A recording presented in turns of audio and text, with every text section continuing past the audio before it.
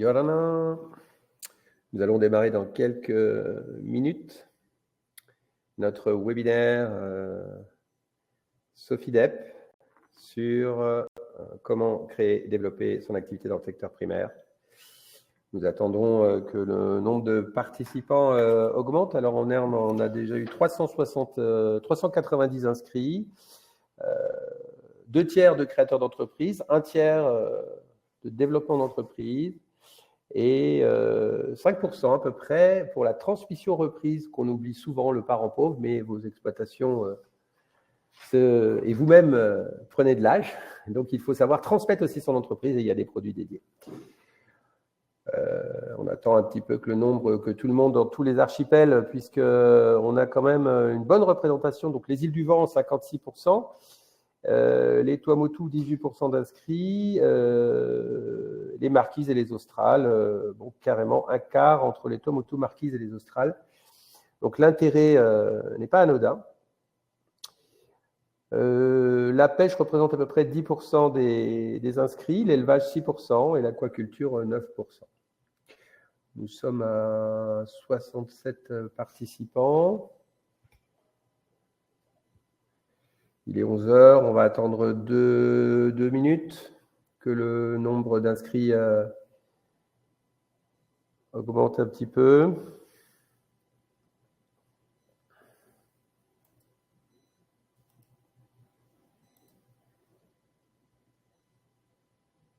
Tout le monde a du son. On voit que les marquises nous passent le bonjour. Kao Anui.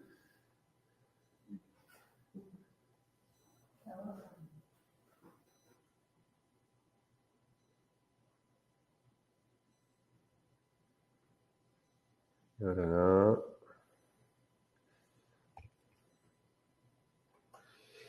Nous avons bientôt 75 inscrits et nous allons démarrer notre webinaire.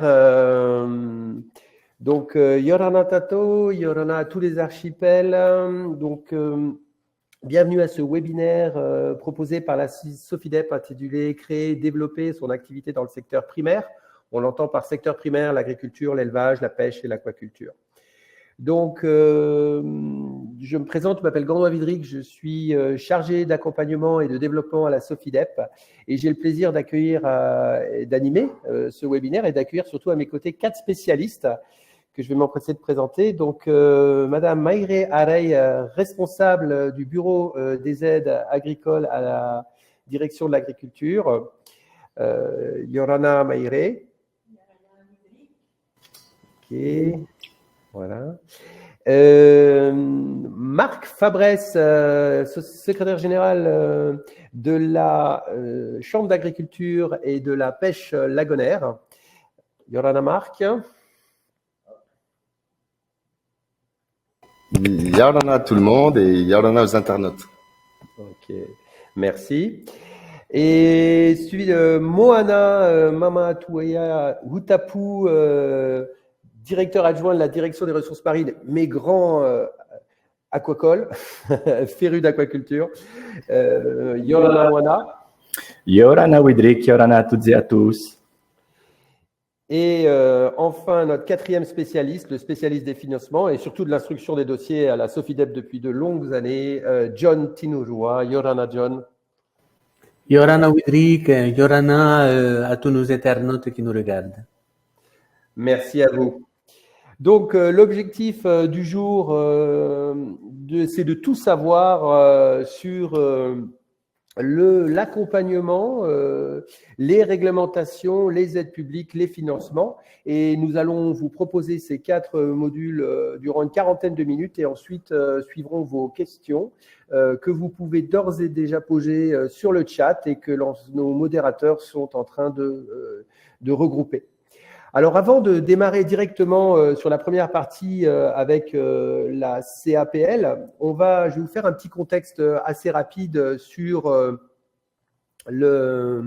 Pardon, donc voilà vos visages, mais vous avez en vidéo. Donc, le contexte, comment créer et développer son activité dans le secteur primaire. Alors, petit point de situation. Aujourd'hui, on n'a que 8% des surfaces agricoles utiles qui sont valorisées et qui couvrent que 13% des besoins en valeur. D'où on est forcément énormément importateur et donc on a une production qui est quand même relativement faible à ce jour. Mais elle existe et elle représente 6 000 exploitations, et ce qui fait à peu près 9 000 emplois agricoles, essentiellement de dimension familiale et peu mécanisée. En termes de pêche, lagonaire, côtière, hauturière, la production est déclarée autour de 14 000 tonnes par an. Et en termes d'aquaculture, c'est un secteur en croissance qui connaît une croissance régulière d'environ 5 à 6%, principalement l'acroviticulture à l'heure actuelle. Les objectifs, vous avez entendu parler du plan 2030. Donc là, c'était pas la situation. Là, les objectifs, c'est tendre davantage vers l'autosuffisance alimentaire, Afa Hutu Aruru Anae, qui veut tendre pour 2030 à davantage d'autosuffisance. Le delta est bien existant, donc il y en a de la marge. Et l'objectif, ça serait quoi? C'est d'arriver, de passer de 9 000 à 15 000 actifs agricoles, d'augmenter d'au moins 30% la production en valeur agricole et d'augmenter les surfaces agricoles de plus 800 hectares, dont 500 hectares en terre privée. En termes de pêche, c'est de doubler tout ce qui va être pêche palangrière, passer de 7 500 tonnes à 14 000 tonnes. Et donc, en termes marines, de développer le pôle biomarine de la presqu'île avec un objectif de tendre vers 400 tonnes de crevettes et 60 tonnes de poissons d'aquaculture d'ici 2028. Et comment arriver à tout ça? Eh bien, c'est pour là qu'on est là aujourd'hui, pour que tout le monde contribue à cette autosuffisance alimentaire, à sa dimension, dans le secteur qu'il souhaite. Et aujourd'hui, on va voir comment y arriver, avec quels moyens, par qui on peut être accompagné techniquement, par qui on peut être accompagné et soutenu financièrement. Donc, le soutien public dans les projets de création, que ce soit de création, de développement ou de reprise, on n'oublie pas aussi la transmission d'entreprise, c'est à travers les compétences avec de la formation, l'accompagnement technique avec du conseil, de l'appui technique, de l'appui juridique parfois, et puis le financement, le nerf de la guerre, les financements, les prêts et les subventions. Donc, je vais donner la parole à notre ami Marc Fabresse de la CAPL et vous allez comprendre le rôle et les missions de la CAPL et pourquoi c'est une cheville interconnectée entre l'ensemble de ces services. À toi, Marc. Merci. Donc, j'enchaîne sur la Chambre d'agriculture et la pêche lagonaire, effectivement. Donc, on est un établissement public administratif. Le rôle principal de notre établissement, c'est déjà de défendre les intérêts des professionnels qui ont une carte. Donc, on compte à peu près 5600 professionnels de carte. Donc, la stratégie, évidemment, on suit celle du pays, c'est-à-dire de développer l'économie agricole et la pêche lagonaire, d'aller sur le 100% local, l'autonomie alimentaire, etc. Donc, on a plusieurs sièges au niveau de la Polynésie. On a le siège principal qui est sur Tiperui, un siège à Apiré, à Taravao, et des antennes dans les îles à Wapo, Tubuai, Rayatea Ta'a maintenant, et Moorea. Donc, on est pas nombreux en tant qu'agents, mais c'est vrai que notre intérêt, au fait, aujourd'hui, c'est vraiment d'amener, en fait, d'accompagner le porteur de projet ou l'agriculteur ou le pêcheur dans son aventure professionnelle et de faire un peu le lien entre le professionnel de droit privé et l'administration aujourd'hui. Dans cet esprit-là, on a un projet, et je voulais l'introduire assez rapidement, c'est que dès 2024, en fait, on va créer ce qu'on appelle le centre de gestion agricole, mais la pêche aussi sera intégrée dedans. En fait, tout simplement, ça va être une cellule qui va être créée au sein de la Chambre d'agriculture, qui va permettre d'accompagner les agriculteurs et les pêcheurs pour tout ce qui va être fiscalité, déclaration CPS, des fiches de paye, etc. Aujourd'hui, on a énormément de demandes des professionnels qui ne connaissent pas le fonctionnement de la trésorerie, de la comptabilité, et ils n'ont pas un relais unique en fait qui peut les conseiller dans ce domaine-là. Donc, c'est une cellule. On a eu le soutien du gouvernement pour la créer, donc elle va démarrer en début d'année. Il va y avoir 50 détenteurs de cartes qui soient porteurs de projets, groupements, pêche ou agriculture, qui vont être sélectionnés pour travailler sur la mise en place de ce centre de gestion qui sera dès 2025, donc ouvert à tout le monde. Et on va vous accompagner sur tout ce qui est votre comptabilité, la TVA, toutes ces problématiques-là. Donc, c'est vraiment intéressant, mais surtout, ça peut être un bel outil. Par exemple, dans le cas où vous partiriez sur un crédit bancaire ou voilà, vous auriez aussi une assistante de la Chambre d'agriculture. Donc, c'est toute nouvelle cellule. Mais on ne fait pas que ça à la Chambre d'agriculture. Hein. On accompagne aussi en fait tout type de demande. Hein. Ça va être du simple, je cherche à faire un courrier pour avoir une problématique liée à ma commune ou liée à mon activité. Je veux monter un dossier d'aide, je veux demander un lot agricole ou je veux même créer une coopérative. Toutes ces thématiques-là, on peut vous accompagner en collaboration avec les services comme la direction de l'agriculture et la DRM bien sûr. Mais il ne faut pas hésiter à solliciter nos agents ou voilà pour pouvoir vous accompagner dans cette démarche. Donc l'accompagnement technique, on fait aussi on aide au montage du business plan. C'est vrai que des fois, on ne sait pas trop à quel prix on vend un produit agricole, quel type de rendement je peux m'attendre. Donc, faut pas hésiter. On a beaucoup de références technico-économiques et on peut accompagner les porteurs de projets ou ceux qui veulent développer une activité à savoir où on se situe pour pas surestimer ses recettes ou sous-estimer ses dépenses et avoir finalement un compte d'exploitation équilibré. Et nous, on vous accompagne là-dedans. Donc, on a aussi quelques formations, vous en avez entendu parler, les kits potagers, des petits conseils sur la fertilisation avec l'engrais de poisson. Donc, on en fait beaucoup, on communique aussi énormément via nos bulletins techniques. On en fait 2 par an, je vous invite à les lire. Il y a toute l'actualité de l'agriculture et de la pêche lagonaire sur ces livres. Donc, 2 par an, ils sont disponibles gratuitement sur nos sites internet. On fait aussi des petits livres comme le dernier qui est sorti, qui s'appelle le manuel du manger local Tamametei, qu'on a élaboré en collaboration avec des partenaires, qui vous apprend à transformer vos produits. Donc, n'hésitez pas, sur notre site internet, vous avez tous ces infos-là. Vous pouvez nous contacter par email. Donc, on sera avec vous et on vous renseignera le mieux possible. Donc, on a une cellule aussi qu'on appelle la cellule commercialisation qui peut vous accompagner, notamment vous dans les îles, à trouver des débouchés, voire même à assurer et à vous accompagner pour la livraison de vos produits sur Tahiti. On sait que c'est pas évident quand tu es tout seul dans une île, que tu as une production à l'écouler sur Tahiti parce que c'est là où il y a le pôle de consommation. N'hésitez pas à nous contacter. À notre cellule, on va vous aider. Donc, on fait déjà le tourteau pour certains qui le savent, mais on peut aussi vous aider pour tout ce qui va être commercialisation, prise en charge du fret. On va vous renseigner sur ces éléments-là. On peut vous aider, il n'y a aucun problème. Ça va être à définir sur un prix de vente, l'étiquetage, la facturation, travailler avec des distributeurs. Donc, il ne faut pas hésiter à nous solliciter. On travaille actuellement sur une petite plateforme numérique pour pouvoir pour travailler entre privés, c'est-à-dire que vous êtes agriculteur, vous avez un produit à vendre, vous mettrez sur cette petite plateforme et les magasins, les boulangers qui cherchent par exemple de la goyave ou de la confiture ou des choses comme ça, mettront sur la plateforme leurs besoins et vous pouvez répondre directement. Donc, c'est une application qui va être sortie en 2024, qui est quasiment finie, et on va la mettre en bêta-testeur les premiers mois et on verra ce que ça donne. C'est vraiment pour faciliter la commercialisation de vos produits parce qu'on sait que c'est un vrai problème dans les îles, arriver à vendre ces produits sur Tahiti. La carte agricole, c'est un des éléments phares en fait finalement pour pouvoir vous permettre d'être professionnel et d'avoir accès à différents dispositifs. Aujourd'hui, on a 4 types de cartes. On a la carte qu'on appelle la carte Mahana, qui est la carte provisoire, c'est-à-dire vous êtes porteur de projet, vous avez envie de vous lancer dans l'agriculture ou la pêche, vous pouvez solliciter une carte CAPL qui vous permet finalement de solliciter les aides du pays. Et cette carte-là, elle n'exige pas en fait que vous ayez lancé l'activité, elle exige par contre que vous ayez un projet. Ensuite, vous avez la carte petit exploitant, grand exploitant, qui est délivrée en fait de manière suite à une enquête terrain. Donc, une enquête terrain pour l'agriculture ou une enquête, bien sûr, de la DRM sur la base du registre de pêche que vous devez remplir. C'est 2 prix différents parce que c'est en fonction du nombre de points que vous atteignez, les points étant transmis dans une annexe que vous pouvez trouver en ligne.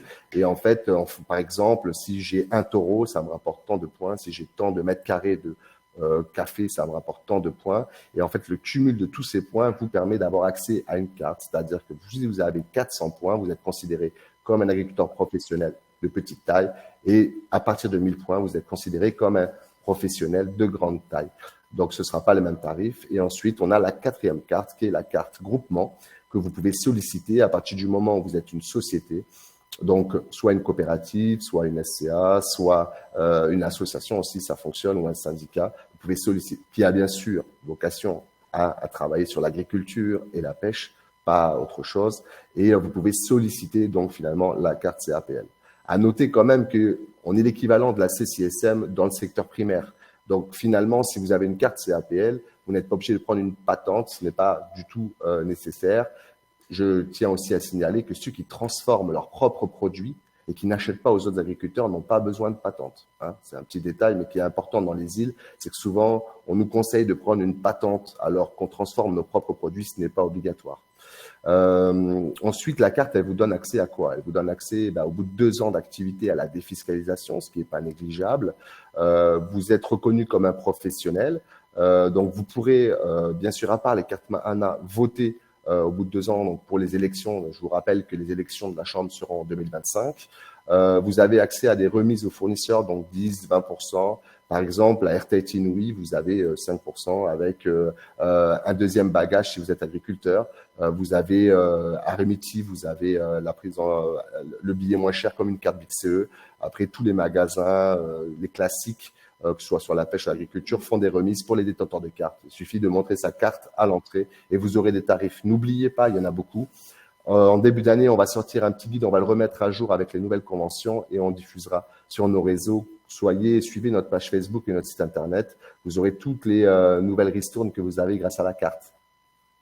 Vous avez également les subventions au pays, donc ça va être sur les aides agricoles ou l'accès au foncier. On l'abordera plus tard avec la direction de l'agriculture.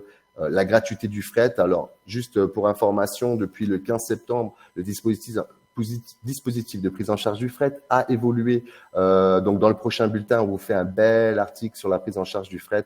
Donc, regardez-le, il va sortir fin décembre. Il y a plein de nouveaux trucs pour les agriculteurs. Donc, c'est une bonne nouvelle. Le compost, du matériel, vos produits transformés, tout ça, ça va être simplifié, le fret. On a averti déjà les armateurs. On a travaillé à la DGAE, le ministre de l'économie, pour vous sortir un dispositif de prise en charge du fret plus adapté, simplifié et qui va vous arranger les agriculteurs. Donc, soyez attentifs. Il y a pas mal de nouveautés, donc ça, c'est super bien. Et ensuite, bien sûr, la carte vous permet en fait donc d'être professionnel et ça peut avoir un impact effectivement sur la CPS puisque vous avez une activité ou sur votre retraite. Donc, il faut bien se renseigner avant de demander une carte CAPL avec votre CPS sous votre retraite si vous êtes retraité.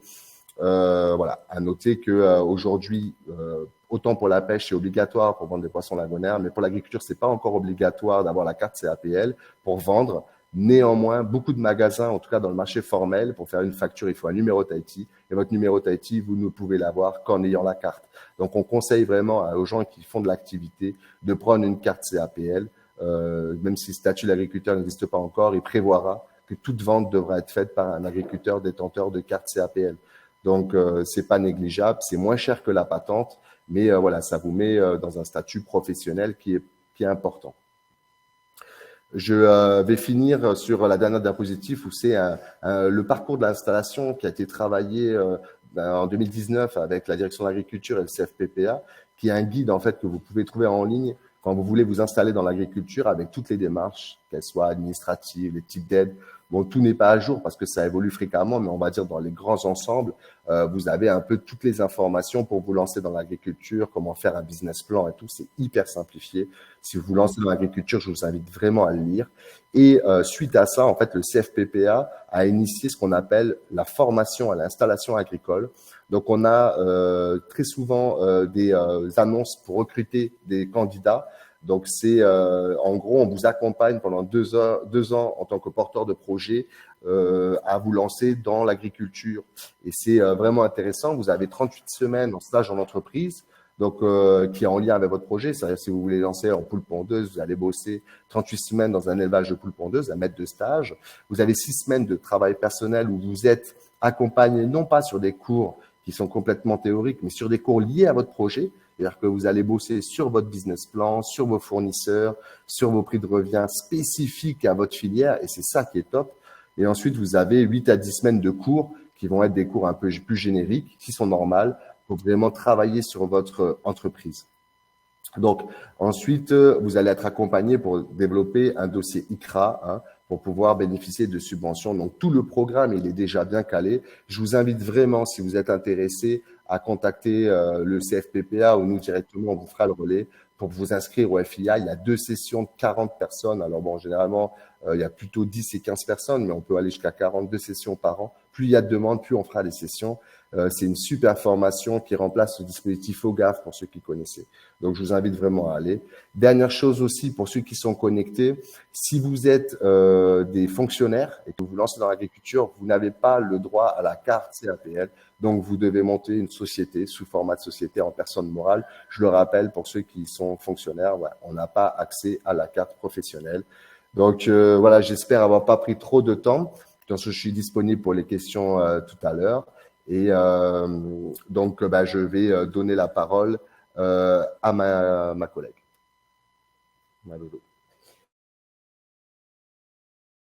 Merci Marc.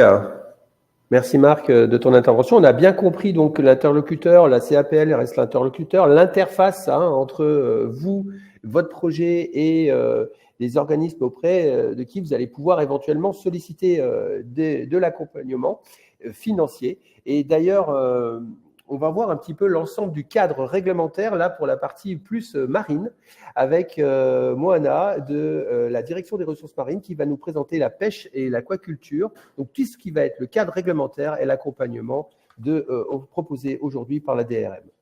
À toi, Moana. Merci Widrick. Encore une fois, Yorana à toutes et à tous. Donc effectivement, moi je vais vous parler de la direction des ressources marines. Donc pour ceux qui ne connaissent pas, c'est un service public du pays. Vous allez m'entendre régulièrement parler de la DRM. Donc la DRM, c'est la direction des ressources marines.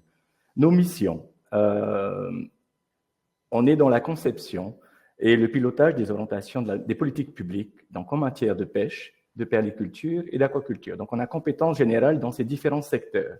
On assure également la gestion et la préservation des ressources aquatiques dans un principe d'exploitation responsable et durable. Ensuite, on favorise également le développement des secteurs par un renforcement des capacités d'innovation et de valorisation. Et enfin, on élabore le cadre réglementaire, donc en lien également avec le développement des différentes filières, et on contrôle également son application. Donc, pour résumer, la direction des ressources marines, elle est à la fois un service développeur et un service contrôleur.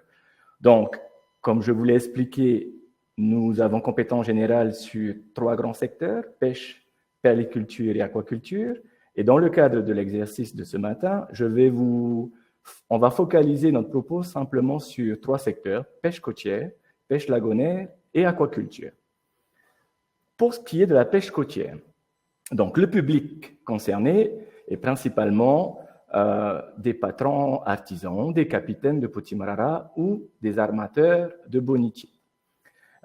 Les espèces ciblées sont plutôt des thons, des bonites, des marlins, des mémeilles, donc toutes les espèces un peu côtières. Et enfin, on est plutôt sur des techniques de pêche à la traîne, au poito, à la canne, au patia. Pour pratiquer cette activité, la licence de pêche hauturière est nécessaire, donc elle est octroyée par la DRM, un permis de navigation, un brevet de capitaine, le BCPC. Donc l'ADEPAM est la Direction polynésienne des affaires maritimes, gère toute la partie navigation, et le CMMPF, donc le Centre des métiers polynésiens de la mer, gère les formations dans le cadre des brevets de capitaine, en tout cas pour la pêche côtière. Mais il ne faut pas oublier que lorsque ces licences sont octroyées, vous avez des devoirs, certes, mais vous avez également des droits. Donc, au niveau des devoirs, vous avez, comme l'a expliqué Marc précédemment, le rendu mensuel et annuel des statistiques de pêche. Voilà. Pour ce qui est des soutiens techniques et financiers de la direction des ressources marines, donc on a un grand dispositif d'aide à l'investissement, donc la DAI, qui permet d'accéder à l'acquisition ou à la rénovation de bateaux, de moteurs, à la fois de potimarara, de bonitiers, mais également à l'équipement frigorifique, aux panneaux photovoltaïques. Enfin bref, il y a un large panel d'aide à l'investissement qui sont existants au niveau de la direction des ressources marines. Donc n'hésitez pas à venir vous renseigner auprès de mes collègues responsables du suivi de ces aides.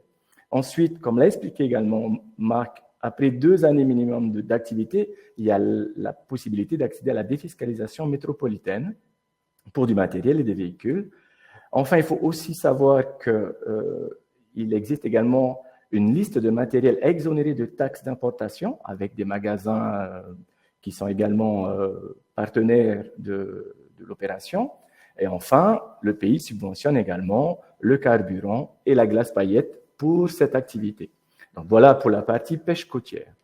Sur la partie pêche lagonaire, donc ici, le public concerné, on est sur de la pêche dans le lagon ou à la limite sur le tombant des récifs, donc soit avec des embarcations, soit à pied. Les espèces ciblées, donc ce sont les poissons de lagon, les crustacés, les mollusques et des poissons qui sont sur le tombant des récifs, quelques poissons pélagiques. Sur les techniques de pêche, donc on en a plusieurs, mais avec principalement les parcs à poissons, la pêche à la ligne, les filets et la chasse sous-marine. Donc, au niveau réglementaire, la porte d'entrée principale est effectivement la carte de la CAPL. Elle est nécessaire aujourd'hui quand on souhaite commercialiser son produit de manière professionnelle, avec facturation. Donc ça, c'est un point important. Donc Marc en a fait l'explication. Ensuite, pour ceux qui souhaitent créer ou construire un parc à poissons, une autorisation d'occupation du domaine public maritime est nécessaire. Donc une AOT ou une concession maritime pour ceux qui le connaissent sous cette appellation. Donc, c'est la direction des ressources marines avec la direction des affaires foncières qui encadre un peu ce dispositif. En termes de certificat de métier, donc on a l'obligation d'avoir le certificat de patron lagonaire, donc le CPL-PCM. Et enfin, si on souhaite transformer ce produit, des règles d'hygiène sont à respecter. Donc là, vous allez être accompagné par le bureau de sécurité environnementale. Donc l'ancien, c'est... Pardon ? Oui, service d'hygiène. Ensuite, pour la partie soutien technique et financier. Donc, il faut savoir que les demandeurs d'emploi et tous les projets de transformation peuvent être également bénéficiaires de l'ICRA. Donc, on en a aussi parlé et je pense que ma collègue de l'agriculture va en parler aussi. Donc, via le CEFI. Les dispositifs d'aide à l'investissement existent aussi pour le secteur de la pêche lagonaire. Donc, avec toujours comme porte d'entrée la carte CAPL, mais c'est la carte de pêcheur qu'il faut avoir. Donc, faire bien attention à ce détail. Donc, le dispositif d'aide permet d'accéder à 4 grandes aides, donc un bateau, un moteur, du matériel de sécurité et des remorques. Voilà. Ensuite, donc, le pays prend en charge la formation au titre de la navigation. Le fret maritime également, pour tous les produits transformés, il y a une prise en charge du fret par le pays.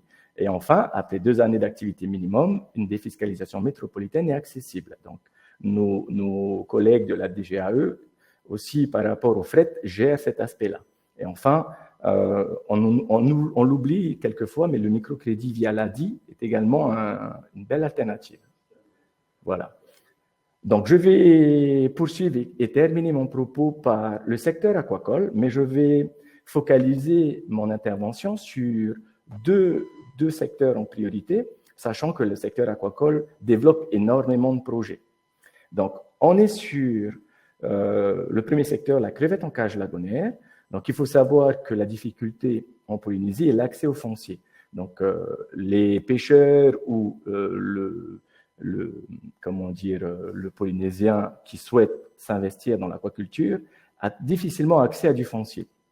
Donc, qu'est-ce qu'on s'est dit? On va développer notre ressource prioritaire ou première qui est la ressource marine. Donc, on a développé des techniques de production de crevettes en cage lagonaire. Ici, cette activité est orientée plutôt vers un artisan aquacole, seul ou avec au moins 2 ouvriers. L'espèce ciblée, donc on n'en a qu'une seule. C'est une seule espèce de crevette est produite localement via l'écloserie située à Veirao. Donc c'est Veirao Aquaculture. Et enfin, on est sur la technique d'élevage en cage. Ce qu'il faut savoir, c'est que pour pouvoir pratiquer cette activité, une concession maritime est nécessaire. Elle est à solliciter auprès de la direction des ressources marines avec un formulaire administratif à remplir. Et on va vous demander de remplir également un dossier technique. Donc, ce dossier technique, ne vous inquiétez pas, vous êtes accompagné par la DRM pour effectivement mettre en place ce dossier technique. Cela va aboutir à l'obtention de la concession, mais un dossier technique va également vous permettre d'accéder à ce qu'on appelle l'agrément en aquaculture.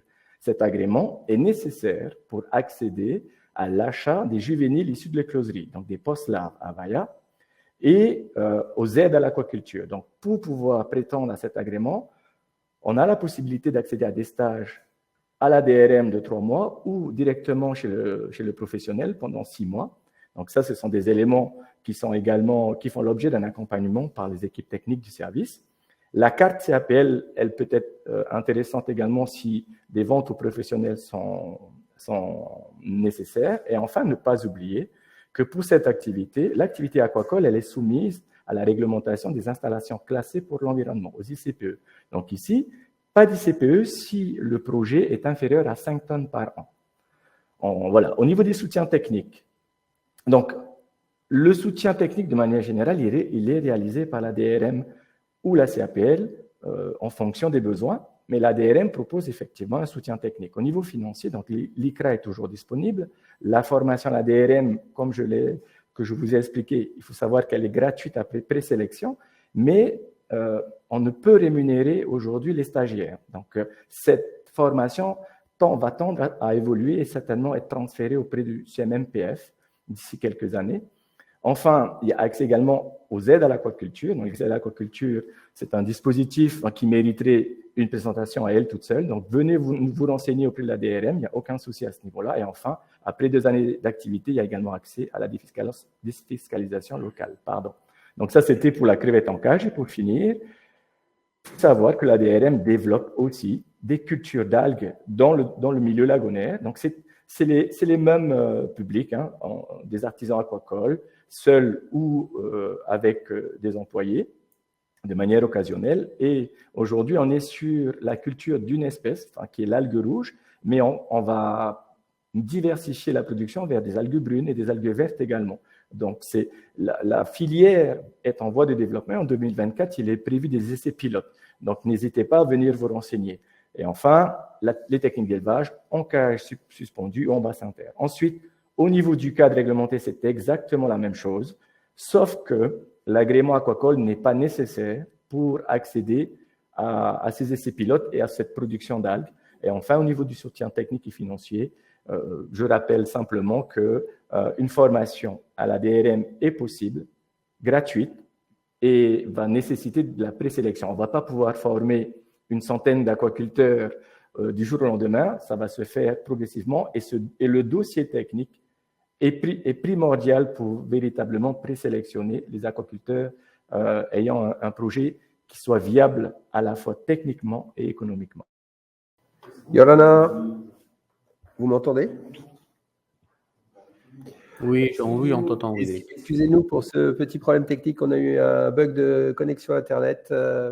Et donc, je pense que tout le monde est revenu. Oui, tout le monde est là. Donc, on reprend. Donc, merci Moana pour ton intervention. Donc, pour ce point sur la pêche côtière, lagonaire et l'aquaculture, dont le potentiel de développement est bien présent et dont les outils de financement et d'accompagnement technique sont bien au rendez-vous auprès de la DRM. Tous les spécialistes d'accompagnement sont là, avec même un peu de recherche. Et on a bien compris qu'on peut trouver les financements à travers les dispositifs de l'ADA et de la DAPL. Merci bien, Moana. Nous allons poursuivre donc avec on va revenir à terre. On va revenir avec la direction de l'agriculture et on va laisser la place à Maïré pour nous présenter l'ensemble de l'aide publique de la direction de l'agriculture. À toi, Maïré. Merci Widrick, Yorana à tous. Alors pour tous ceux qui ne me connaissent pas, je suis Maïré Arey, responsable donc du bureau des aides à la filière agricole au sein de la direction de l'agriculture ou l'ADAG. Et je voudrais donc vous parler un petit peu de l'ADAG, des missions qui sont assurées par le service public de l'ADAG. Alors notamment donc nous favorisons l'investissement et la performance des exploitations agricoles en subventionnant les équipements, les aménagements des terres. On soutient les filières prioritaires et durables comme l'élevage, l'agrotransformation, la production forestière, l'agriculture biologique et on a oublié de préciser l'aquaculture. Voilà. Renforcer la professionnalisation des agriculteurs et la valorisation de leur production en subventionnant justement les analyses technico-économiques et toutes les opérations de marketing, de commercialisation. Une autre mission, c'est d'impulser l'installation de nouveaux agriculteurs, que ce soit sur domaine privé ou public. Alors, quelques chiffres, juste pour vous préciser que la DAC, ce sont 250 agents au service du monde agricole, dont 50% sont localisés sur l'archipel des îles du Vent, avec donc le bureau, le siège qui est à Pirée, mais vous avez également une cellule d'accompagnement à Papara, à Travon et également sur Mooria. Les 50 autres pourcents donc sont disséminés dans les archipels, dans les 5 archipels. Précision, les Tuamotu-Gombier, le siège est à Pirée, mais vous avez un bureau sur Tikehao, sur Anguiroa et sur Iquitea. Donc ces agents sont là pour vous accompagner de vos dossiers. Alors nous avons actualiser plutôt le dispositif d'aide à l'agriculture depuis 2017 et nous avons tellement été sollicités durant donc cette période de 2017 à 2022 que ce sont 4 milliards 356 millions de subventions qui ont été accordées pour 3267 dossiers. Ça fait un taux donc d'accompagnement d'aide moyenne de 56%. Et je vais quand même préciser, ça représente 1,3 million en moyenne par demande. Alors le chiffre que je vais retenir et qui est quand même important, c'est que nous avons subventionné ces porteurs de projets qui ont réussi à hauteur de 70% de réaliser leur projet au terme du délai qui est imparti donc par la réglementation, 2 à 3 ans maximum. Ce qui fait donc un taux d'échec quand même de 30%. Moi, je trouve quand même que c'est pas mal, 70%. Alors, juste pour vous présenter le dispositif, quelles sont les personnes qui sont concernées par ce dispositif? Ce sont toutes les personnes physiques et les sociétés, les groupements professionnels qui sont intéressés par l'agriculture. Bien entendu, comme je l'avais précisé, pour pouvoir être éligible à ce dispositif, il faut être titulaire d'une carte professionnelle délivrée par la Chambre, par la CAPL.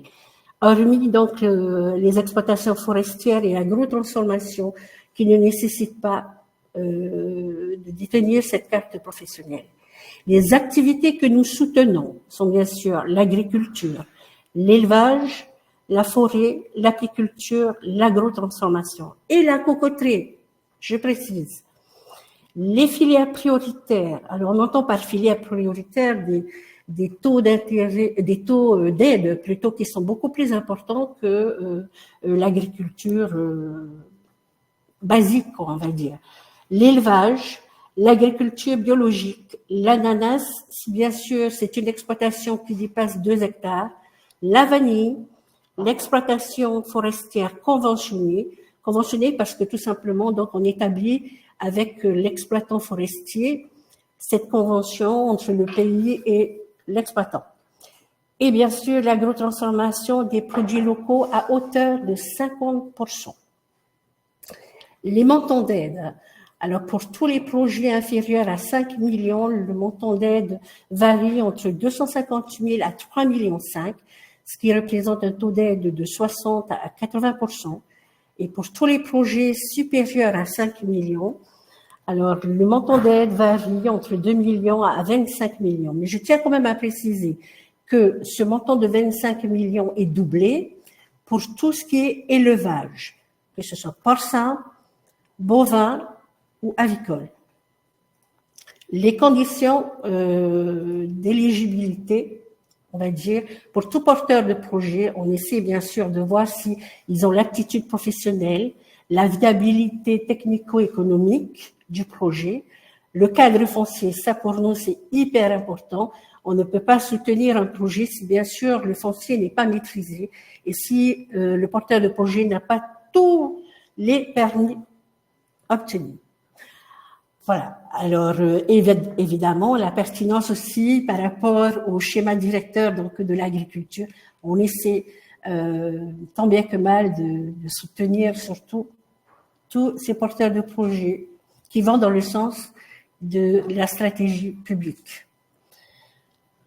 Voilà. Alors, juste pour vous rappeler quels sont les investissements qui sont éligibles, vous avez les analyses, les études technico-économiques et expertise qualité, la conception et l'aménagement foncier, construction et installation de structures d'exploitation et de protection, l'outillage, le matériel et équipements agricoles, d'agrotransformation et de conditionnement, qu'ils soient manuels ou motorisés, les engins d'exploitation, la plantation de production spécifique, l'informatique de gestion technique, commerciale et administrative, et bien sûr, les rouleaux de bague pour la cocoterie. Alors, autre donnée que je peux donc vous communiquer, c'est que l'assistance technique peut être aussi bien, vous pouvez toujours vous approcher donc de l'RCAPL comme Marc l'avait souligné tout à l'heure, mais vous avez toutes nos antennes de la DAG et l'établissement Vanille de Tahiti, bien entendu, si c'est un projet Vanille. Les délais d'instruction. Alors là-dessus, je tiens à préciser que, bon, comme je disais tout à l'heure, nous avons tellement été assaillis de dossiers que, ben voilà, le délai d'instruction peut varier entre moins ou plus de 8 mois. Alors, vous avez 2 ans en réalité pour réaliser les projets subventionnés à compter, là, il est mis émission de l'arrêté attributif, je dirais plutôt la notification de l'arrêté attributif. Les modalités de versement que nous avons retenues, c'est bien sûr par tranche ou alors le règlement au fournisseur. Chose importante, c'est qu'il faut effectivement donc conserver les factures acquittées pour le contrôle de l'utilisation de la subvention et surtout, très important, les travaux ou achats réalisés avant la date de dépôt du dossier ne sont pas éligibles. Voilà ce que j'avais à dire. Merci beaucoup Maïré pour cette présentation de l'ensemble des dispositifs de la DAG. Donc on a bien compris qu'il y avait quasiment l'intégralité de tous les équipements nécessaires à la production qui sont éligibles. Les montants ne sont pas anodins, les taux d'intervention non plus, on peut monter jusqu'à 70 voire 80%, et que c'est un vrai soutien du pays pour accompagner l'ensemble de la filière. J'en profite puisqu'on est dans le domaine agricole. Avant de passer la main au domaine financier, on a Sonia de EducAgri du CFPPA qui indique souvent, qui m'indique qu'ils ouvrent des formations aux marquises en mars en agriculture, en mars, puis sur Tahiti, je n'ai pas la date pour Tahiti, mais en mars aux marquises, il y a des formations qui vont être ouvertes. Voilà une petite information en live, en direct. Et on a vu que donc à terre ou à mer, en mer, on avait un accompagnement technique sur l'ensemble donc réglementaire et sur les dispositifs de financement et les subventions qu'on peut obtenir. Mais tout ça, la subvention, c'est une partie. Et souvent, les subventions sont corrélées à un emprunt bancaire, un financement, évidemment un peu d'apport, mais aussi à des financements. Et la Sofidep est partenaire du secteur primaire. Et c'est John qui va nous présenter l'ensemble des produits qu'on peut proposer à tous les acteurs, terre ou mer, qui viendront nous voir ou qui viennent déjà nous voir. À toi, John. Merci. Alors, Yorana tout le monde. Yorana, ceux qui nous écoutent. Alors, je me présente. John Tino-Roy, je suis chargé d'affaires à la Sofidep. Alors, je vais vous parler dans un premier temps ce que c'est que la Sofidep, quelles sont ses missions, quel est son rôle, et dans un deuxième temps, les solutions de financement en faveur des entreprises dans le secteur primaire. Alors, la Sofidep, c'est une société d'économie mixte du pays. Elle assure une mission publique de développement économique. Alors, son rôle premier est de faciliter par tous les moyens l'accès à des financements en faveur des entreprises, que ce soit lors de la création d'une activité, dans le cadre du développement de l'entreprise ou lors de la transmission d'une entreprise. Alors concrètement, elle intervient sous forme de prêt ou sous forme de capital investissement, mais je ne vais pas m'attarder là-dessus. Le montant minimum du prêt accordé à la SOFIDEP est de 1 million. Après, elle peut aller jusqu'à 200 millions de financement. Et suivant le seuil d'investissement, la SOFIDEP peut accompagner seule ou en cofinancement bancaire. Alors, seul, c'est pour les entreprises qui sont en création et qui ont un investissement inférieur à 10 millions. La SOFIDEP peut intervenir seule jusqu'à 5 millions de francs. Donc, charge au porteur de projet de compléter le reste de son financement. Et tous les investissements à partir de 10 millions et plus, la SOFIDEP peut vous accompagner et uniquement en cofinancement avec une banque. Donc, la SOFIDEP, elle finance de tout type d'investissement. Et une chose à retenir, c'est surtout le besoin en fonds de roulement. En fait, c'est quoi le besoin en fonds de roulement? C'est la trésorerie nécessaire pour démarrer ou développer votre activité. Alors, l'intérêt des prêts à la SOFIDEP, c'est qu'elle accorde des prêts à des conditions avantageuses. Bon, tout d'abord, au niveau des taux, elle accorde des taux préférentiels. En particulier pour les entreprises qui sont issues du secteur primaire, les entreprises qui sont situées dans les archipels éloignés ou les entreprises qui ont des projets liés au développement durable et à l'innovation. Alors, le taux est pour ces entreprises sont de 2%. Alors, adossé ou pas à un financement bancaire. Autre avantage des prêts à la SOFIDEP, c'est qu'elle ne prend aucune garantie, que ce soit sur les actifs de l'entreprise ou sur le patrimoine du dirigeant. C'est-à-dire qu'elle ne prend pas de nantissement sur le matériel, sur les actifs, sur les constructions, ou elle ne prend pas non plus de garantie au niveau du dirigeant, pas de caution personnelle, elle va pas demander à hypothéquer son terrain ou sa maison. Alors, la durée du prêt peut être adaptée au projet. Donc, en général, la durée varie entre 5 à 8 ans. Et suivant le projet, elle peut mettre en place aussi un différé. Le temps que l'entreprise puisse mettre en place et réaliser son projet. Alors, la quote-part de financement pour la SOFIDEP, alors elle varie de 50% sur le recours au crédit, mais au cas où le projet rencontre des difficultés de financement, elle peut aller jusqu'à 70% du recours au crédit. Et enfin, autre avantage sur les prêts à la SOFIDEP, c'est qu'elle ne prend pas de frais de dossier. Alors maintenant, je vais vous parler du plan de financement dans un dossier, qui est un élément important du dossier. Alors, le plan de financement, c'est quoi? C'est un tableau avec d'un côté les besoins et en face les ressources. Alors, dans les besoins, vous allez recenser tout ce dont vous avez besoin pour réaliser votre projet, que ce soit les frais d'études, les frais de formalité, tous les investissements nécessaires à la réalisation de votre projet. Alors pour ça, on va vous demander bien sûr des devis.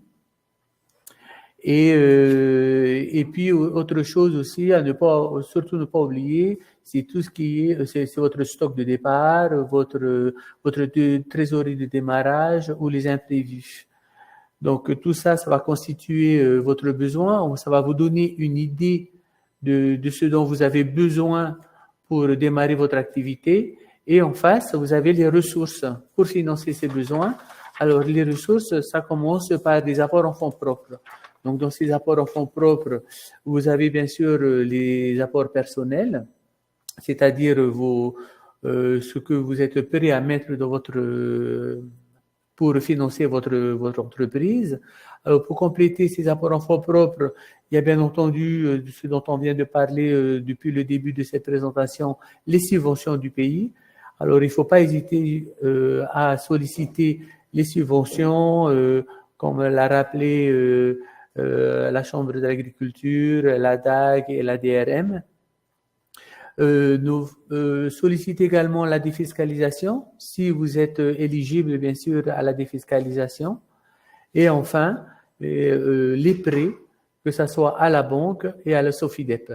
En fait, l'objectif pour vous, c'est de solliciter les aides, un maximum les aides pour venir réduire justement le recours au crédit, que ce soit à la banque et à la SOFIDEP.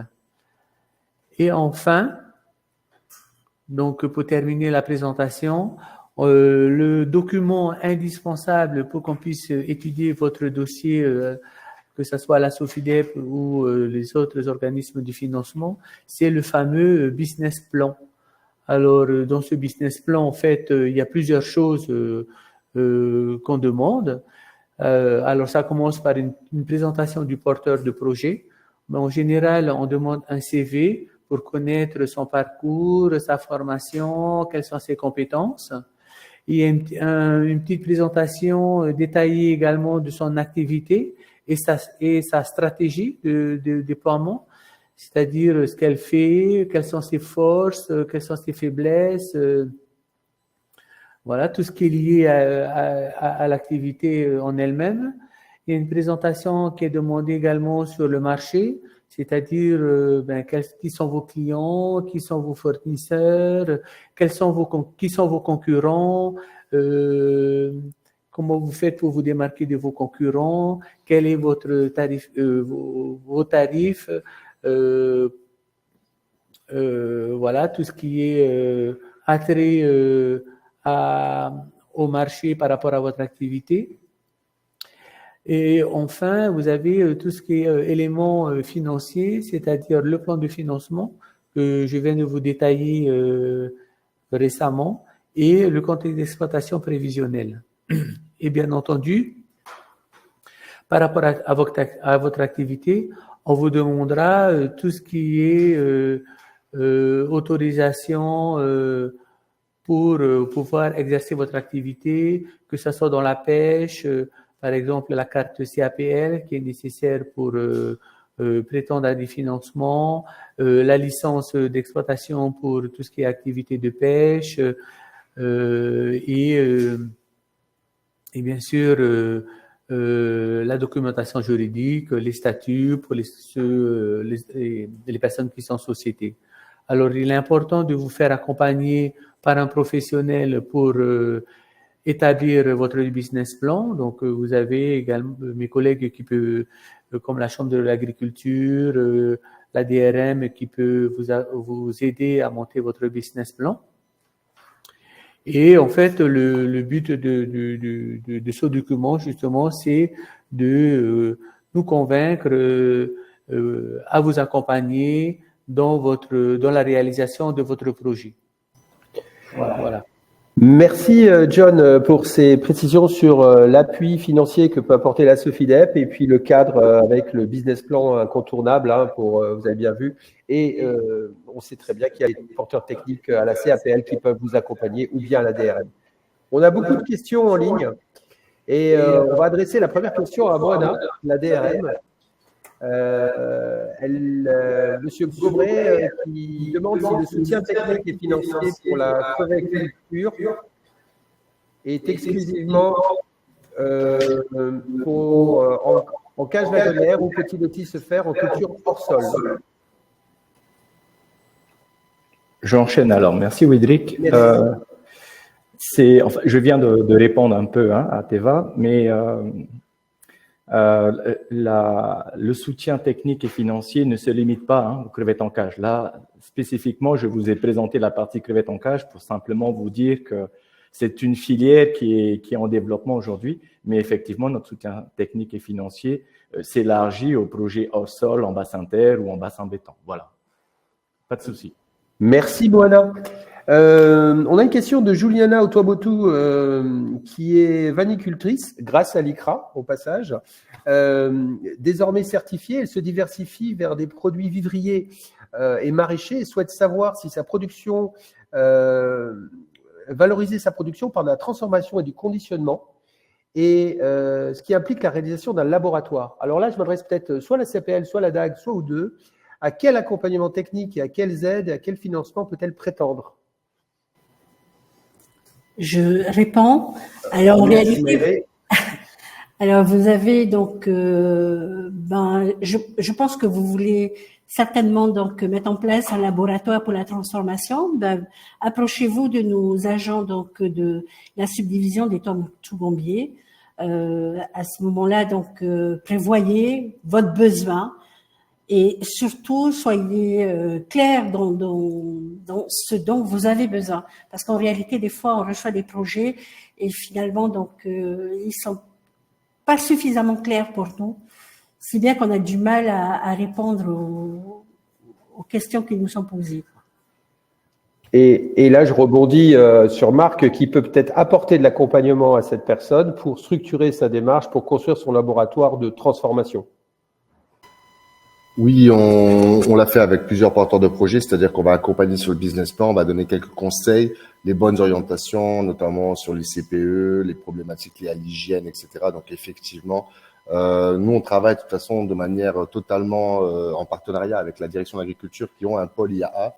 Donc généralement, si des thématiques simples, on peut répondre, et si on a besoin d'accompagnement technique, on se rapproche. L'idée, c'est de faciliter le réseau pour le porteur de projet, qu'il n'ait pas appelé 40 personnes. Il appelle une personne qui l'accompagne jusqu'au bout. C'est vraiment ça le souhait. Un interlocuteur. Un interlocuteur. Merci. Je vais continuer avec toi, Marc, avec probablement une des dernières questions sur l'agriculture avec Ivana Vana. Pour ma part, je débute une activité de FAAPU. Avec cette carte Mahana, est-ce que on peut avoir cette aide? Alors, une aide, je pense. Quelle est la marge et le quota que nous, vous, nouveaux agriculteurs et porteurs de projets dans ce domaine? Apparemment, est-ce qu'avec la carte Mahana, on peut bénéficier d'une subvention? Oui, tout à fait. La carte Mahana permet de donner l'accès aux aides. Alors effectivement, aujourd'hui, il n'y a pas de distinction, en tout cas, sur un porteur de projet qui aurait une carte ou une carte normale au niveau des aides. Malgré tout, lors de la commission des aides pour les aides à gros montants, effectivement, selon les demandes que fait le porteur de projet, il peut y avoir un regard un peu, on va dire, minoré, c'est-à-dire qu'on ne va pas considérer qu'un porteur de projet qui se lance, qui a un tout petit terrain, va demander un tracteur de 150 chevaux alors qu'il a 1000 mètres carrés pour démarrer. Donc voilà, c'est des choses sur lesquelles quand même on est vigilant au niveau de la commission des aides, mais il a accès à tout. Donc si son projet est cohérent et tient la route, il n'y a pas aujourd'hui en tout cas, il n'y a pas d'aides qui lui sont interdites. Peut-être Méré, tu peux confirmer, mais je pense que c'est ça. Effectivement, donc on ne sélectionne pas en fait. À partir du moment où le porteur de projet a la carte professionnelle, il est éligible. Et ce qu'il y a simplement, c'est ce que je disais tantôt, il faut être très clair dans le besoin. En fait, pour qu'on puisse accompagner le porteur de projet. Merci Maëré. Toujours pour toi, une question. Il y a une personne, Vaea, qui nous dit « Je suis actuellement en conversion bio depuis le 1er mai 2023 et j'aimerais savoir combien de fois puis-je prétendre à l'aide de type 10 ?» Alors, l'aide de type 10, d'abord, peut-être une précision, mais de mémoire, je pense que tu sais ce que c'est. Alors, l'aide de type 10, c'est, si je ne me trompe pas, c'est les analyses. Ce sont les analyses. Il me semble bien que, j'ai pas le texte sous les yeux, mais il me semble bien que c'est une fois simplement que vous avez droit à ce type d'aide. Alors, j'ai une question. Peut-on cumuler les aides CAPL, mais il n'y a pas d'aide directement CAPL, c'est bien les aides de la DAG. Peut-être une question peut-on cumuler les aides CAPL, Sofidet, ADEME et autres organismes? Alors, cette question, Évidemment, alors la Sofidep, ce ne sont pas des aides, hein, c'est des financements. On peut évidemment cumuler des financements et des subventions. Ça diminue le risque, notamment dans le global du projet. Donc ça peut tout à fait être associé. Une autre question concernant la régénération des cocoteraies, Maïré. Quels seront les dispositifs d'aide et les moyens d'accompagnement pour remettre en état de fonctionnement 3 engins d'exploitation mis à disposition à la DAG qui sont situés au parc auto de la DEC à Tiperoui? C'est très précis. Est-ce qu'on peut avoir des subventions pour de la rénovation d'équipements? Alors, je ne sais pas trop. La nature du besoin, c'est de régénérer. Mais le foncier appartient à qui? Et qui est le porteur de projet? C'est ce que je disais. Donc, tantôt, il faut réellement que nous sachions à qui nous nous adressons et surtout, donc, quel est le besoin réel du porteur de projet. Alors, si on peut me dire qui est le porteur de projet. D'accord. On précisera. Alors, une autre question. Je vois que le plafond de Hoanui, je vois que le plafond pour les aides sur un projet agricole est de 25 millions, alors qu'il est de 10 millions pour les porteurs de projets aquacoles sur l'ADA. Est-il possible d'arriver à aligner le montant des aides pour tous les métiers du secteur primaire? Comment expliquer cette différence? À toi, Moana. Alors, pour expliquer la différence, moi, je n'ai pas les éléments par rapport à la DAG. Hein. Il faut savoir que l'aquaculture est une filière émergente, donc on est plutôt sur des micro-projets. Donc, c'est la raison pour laquelle les ADA avaient été proposés au départ, mais il faut savoir qu'aujourd'hui, le texte va être modifié pour effectivement qu'il soit un peu plus incitatif. Aujourd'hui, les ADA sont très peu utilisés. Et donc, on souhaiterait véritablement le modifier de manière à ce qu'il soit plus attractif, et notamment ces fameux plafonds et aussi également les taux de remboursement. Donc, c'est voilà, les pourcentages de couverture par le pays. Donc, ces éléments font l'objet d'une réflexion actuellement, mais bon, c'est des choses qui doivent se mettre en place par des textes de loi également. Et donc, c'est prévu d'ici décembre, et l'année prochaine, on espère pouvoir faire modifier tous ces éléments. Voilà.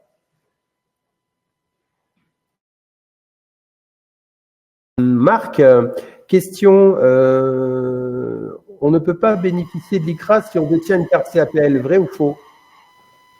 Alors, l'ICRA est réservé en fait pour les porteurs de projets en recherche d'emploi. Donc effectivement, en fait, une fois qu'on a eu la carte CAPL, on peut pas demander l'ICRA. Néanmoins, en fait, il y a un système intermédiaire où, à partir du moment où vous allez déposer une demande d'ICRA auprès d'un organisme tel que la Direction de l'Agriculture, par exemple, et que vous avez le dossier avec la date à laquelle vous avez déposé le dossier, vous pouvez juste après demander votre carte CAPL, puisque, en fait, ce qui fera foi, c'est le jour où vous avez déposé votre demande à l'organisme d'accueil, par exemple la DAG.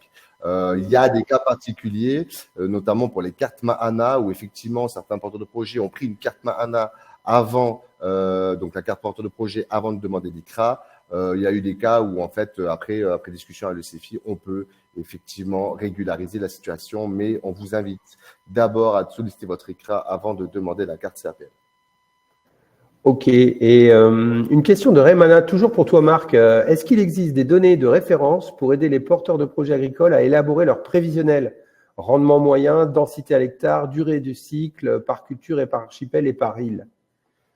Effectivement, vous vous doutez que dans la Chambre d'agriculture, on a certaines compétences dans le domaine. On connaît bien les références technico-économiques des agriculteurs, en tout cas une grosse partie. Donc oui, on a énormément de données. Il y a aussi des données assez simples d'accès pour tout le monde d'ailleurs. Vous pouvez aller sur le site de la Direction de l'Agriculture où vous avez des fiches techniques qui recensent les différentes cultures. Mais si vous avez des besoins en termes de données économiques, je vous invite à contacter soit la Direction de l'Agriculture, soit la Chambre d'agriculture en expliquant bien les données que vous recherchez et on va vous les envoyer par mail. On a tout ce qu'il faut, on a souvent ce genre de demande, donc il ne faut pas hésiter, on est là pour ça. Une question de Toubouaï Vehey. Bonjour, est-ce qu'un pêcheur professionnel côtier peut demander une carte CAPL pour la pêche lagonaire? Alors, c'est peut-être à vous deux de répondre. Marc. Est-ce qu'un pêcheur côtier, J'ai répondu. voilà. Ouais. Est-ce qu'un pêcheur professionnel côtier peut demander une carte CAPL pour la pêche lagonaire? En fait, à partir du moment où il a une activité de pêche lagonaire et qu'il atteint les points suffisants en termes de pêche lagonaire pour bénéficier de la carte, pour nous, en tout cas au niveau de la CAPL, il n'y a pas de problème. Après, effectivement, la problématique entre les pêcheurs côtiers et les pêcheurs lagonaires où les activités sont un peu parallèles par moment, finalement, c'est un autre sujet. Mais effectivement, oui, n'importe quel actif salarié du droit privé ou dans n'importe quelle activité peut avoir une carte CAPL à partir du moment où il a les points nécessaires dans cette activité-là. Merci Marc. Oui, et pour compléter, n'oubliez pas que l'accès à ces dispositifs, vous êtes dans l'obligation de rendre des statistiques et d'être en activité. Donc, a priori, si vous êtes à la fois pêcheur côtier et pêcheur lagonaire, c'est peut-être difficile de cumuler les deux activités. Donc, sur une même personne, ça risque d'être problématique, à mon sens, donc dans le traitement des dossiers. Maintenant, dans une même famille, on peut avoir carte de pêcheur lagonaire et licence de pêcheur côtier. Enfin, ça peut se faire. Mais voilà, vous avez des obligations d'activité. Ne l'oubliez pas, et les contrôles sont faits pour vérifier si l'activité est en cours. Merci. Et une autre question toujours pour toi, Moana. Yorana de Pascal Toueira. Yorana, je voudrais savoir s'il y a une aide concernant l'élevage de bénitiers et la continuité du développement. Alors, sur la partie bénitier, effectivement, donc ça fait partie des nombreuses filières qu'accompagne la DRM. Aujourd'hui, on est sur différents systèmes de production, mais se met en place progressivement, je l'ai répondu au niveau du chat, mais se met en place un projet de production de bénitier de chair à partir d'une espèce produite en écloserie par un acteur privé, Tahiti Marine Aquaculture. Et donc, ce projet est actuellement sous un format pilote. Et donc, on n'a pas la capacité aujourd'hui, en tout cas au niveau de la DRM, d'accompagner l'ensemble du développement de cette filière aujourd'hui. On est sur du pilote. Donc, il va y avoir des présélections de dossiers qui sont déjà en cours et qui sont quasiment bouclés. Et à l'issue de ce pilote, à ce moment-là, on va pouvoir effectivement élargir l'activité à un plus grand nombre. Et dans tous les cas, l'accès au soutien technique et financier se fera de la même manière. Un agrément aquacole sera également exigé parce qu'il ne faut pas oublier que le bénitier est une ressource protégée au niveau du pays et au niveau international. Merci Moana. Je pense qu'on a fait le tour de toutes les questions qui nous arrivaient. On vous remercie, on remercie l'ensemble des intervenants et puis l'ensemble des auditeurs à ce webinaire sur la création d'activités, le développement d'activités dans le secteur primaire. Vos interlocuteurs, donc la CAPL, vous avez l'ensemble des coordonnées, la DAG, la Direction des ressources marines et la SOFIDEP, et l'ensemble de ce webinaire sera disponible en replay sur notre site sofidep.pf. Nous vous remercions et cultivez vos projets et nous sommes à vos côtés. À très bientôt. Merci, Maruru. Au revoir. Au revoir.